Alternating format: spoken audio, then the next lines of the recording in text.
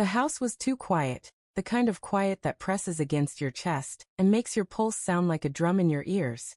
I stood in the kitchen, gripping the edge of the counter, my knuckles white as I stared at the blinking red light of the security camera in the corner. It was new, installed just last week after I'd begged Sarah to agree to it. "You're paranoid, Mark," she'd said, her voice sharp with irritation, her green eyes narrowing. "Nothing's going to happen. We're fine." But I wasn't fine. I hadn't been fine for months. It started with small things, her phone screen lighting up at odd hours, her sudden need for space, after 10 years of marriage, the way she'd linger in the driveway, talking to someone in hushed tones before coming inside. I'd ask who it was, and she'd laugh it off, saying it was just a co-worker or a friend from her yoga class. But her laugh was different now, brittle, like it was hiding something. I wanted to believe her. God, I tried. But the gnawing in my gut wouldn't let me. I'm not proud of what I did next. The camera wasn't just for burglars. I told myself it was to keep us safe, but deep down, I knew I was watching her. I'd check the footage every night after she went to bed, my heart pounding as I fast-forwarded through hours of mundane moments, her making coffee, her reading on the couch, her scrolling through her phone. Nothing. Until last night. The air in our bedroom felt heavy that morning, thick with unspoken words. Sarah was already up, humming softly as she brushed her hair in front of the vanity. She looked beautiful, even in her old college sweatshirt, her auburn hair catching the morning light. I wanted to tell her I loved her, but the words stuck in my throat. Instead, I mumbled, "You're up early." She glanced at me through the mirror, her smile tight. "Couldn't sleep. Thought I'd get a head start on the day." Her voice was casual, but there was an edge to it, like she was measuring her words. "You've been doing that a lot lately," I said, trying to keep my tone light. "Everything okay?" Her brush paused mid-stroke, and for a split second, her eyes flickered with something, guilt? Annoyance? "I'm fine, Mark. Just busy with work. You know how it is."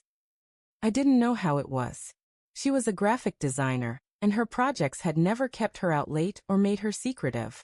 But I nodded, because arguing felt like stepping into quicksand. "Yeah, sure," I said, grabbing my keys. "I'll see you tonight." As I left for work, the unease clung to me like damp clothes. I couldn't shake the image of her last night, sitting on the couch, her phone glowing in her hands as she typed furiously, her lips twitching into a smile she didn't share with me. I'd checked the camera footage before bed, but it showed nothing unusual, just her in the living room, alone. Still, something felt wrong. That evening, I came home to find her car gone. No note, no text. My stomach twisted as I dropped my bag and headed straight for the laptop. The security app was already open, the footage from the day loaded and ready. I told myself I was being ridiculous, that she was probably at the grocery store or meeting a friend. But my hands shook as I clicked through the timeline. The footage started innocently enough. Sarah leaving for work at 8:15, her purse slung over her shoulder. The house empty for hours. Then, at 2:37 p.m., a car pulled into our driveway. Not hers. A black SUV I didn't recognize. My breath caught as a man stepped out, tall, broad-shouldered, with dark hair and a confident stride. He walked to the front door like he'd done it 100 times. The camera in the living room picked up the rest. Sarah opened the door, and before she could even close it, he was kissing her. Not a peck, not a friendly greeting, but a deep, hungry kiss that made my chest cave in. She didn't pull away. She leaned into him, her hands sliding up his back, her body pressing against his. They stumbled toward the couch, laughing, their voices muffled but unmistakable. "I missed you," she said, her tone soft and intimate, a tone I hadn't heard in months. I paused the video, my vision blurring. My heart felt like it was being crushed in a vice.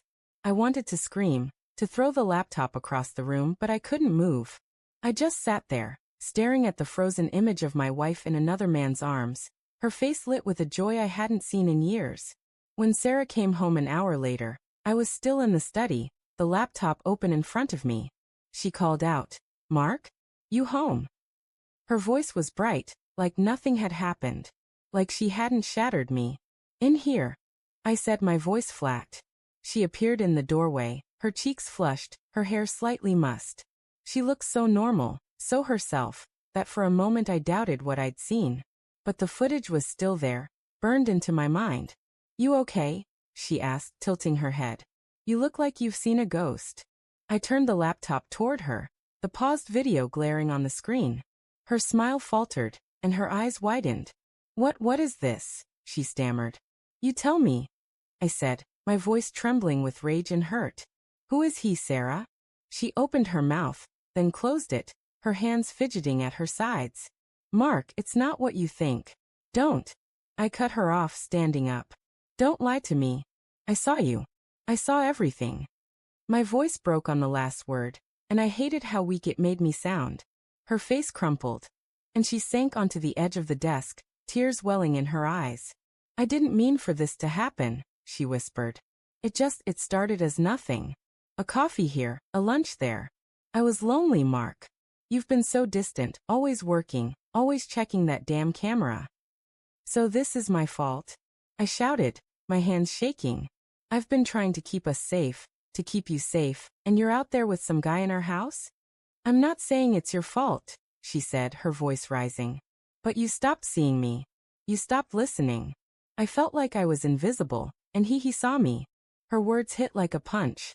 I wanted to argue, to tell her she was wrong, but part of me wondered if she was right. Had I been so caught up in my fears, my suspicions, that I'd pushed her away? But no, this wasn't on me. She'd made a choice. "Who is he?" I asked again, quieter now, the fight draining out of me. She looked down, her voice barely audible. "His name's David. He's a client. It's been going on for 3 months." 3 months. 3 months of lies, of her coming home to me, sleeping beside me, while she carried this secret. I felt sick. "Do you love him?" I asked, dreading the answer. She hesitated, and that pause was worse than any words. "I don't know," she said finally. "I love you, Mark, but I don't know." We stood there in silence, the weight of her betrayal filling the room. I wanted to hate her, to walk away and never look back, but all I could feel was the ache of losing her, not just to him, but to the distance that had grown between us. I thought about the camera, about how I'd installed it to catch a thief, not to catch my wife breaking my heart. Maybe I was paranoid, but I wasn't wrong. "I need time," I said, my voice hoarse. "I can't do this right now." She nodded, tears streaming down her face. "I'm so sorry, Mark. I never wanted to hurt you." But she had. And as I walked out of the study, leaving her behind, I knew the truth I'd caught on camera was one I'd never be ready to handle.